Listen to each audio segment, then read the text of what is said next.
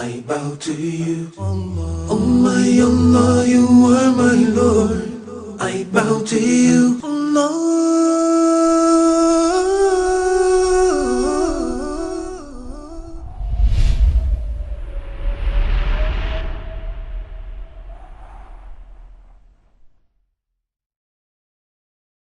الذي أطعمهم من جوع وآمنهم من خوف.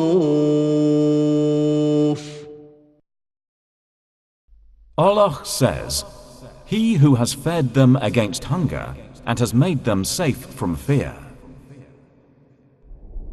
Al-Mu'min refers to the one who bestows security upon his servants. Allah the Almighty will replace the fears of this life with feelings of security. The Quran says, وعد الله الذين آمنوا منكم وعملوا الصالحات ليستخلفنهم في الأرض كما استخلف الذين من قبلهم وليمكنن لهم دينهم الذي ارتضى لهم وليبدلنهم من بعد خوفهم أمنا. Allah has promised to those among you who believe and work righteous deeds that He will, of a surety, grant them inheritance of power in the land, as He granted it to those before them, that He will establish in authority their religion, the one which He has chosen for them, and that He will change their state, after the fear in which they lived, to one of security and peace. This verse applies to our worries in this life and the hereafter. Allah will do for the believers in the hereafter what He has promised for us in this world also.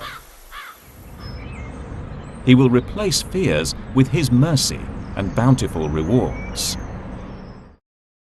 ادخلوا الجنة لا خوف عليكم ولا أنتم تحزنون. Allah says to the people in paradise, enter the garden. You shall have no fear, nor shall you grieve. Allah reassures us that those who enter paradise will lie in a state of eternal bliss. Another meaning of the name Al-Mu'min is the true one who always fulfills his promise. We are reminded in the Quran of Allah's divine justice and mercy. Al-Mu'min also refers to the giver of faith. Allah has sent us messengers and His books for guidance. He teaches us through them about mankind's ultimate purpose in this life and what awaits our souls in the hereafter. Oh my Allah, you are my Lord. I bow to you. Oh my Allah, you are my Lord.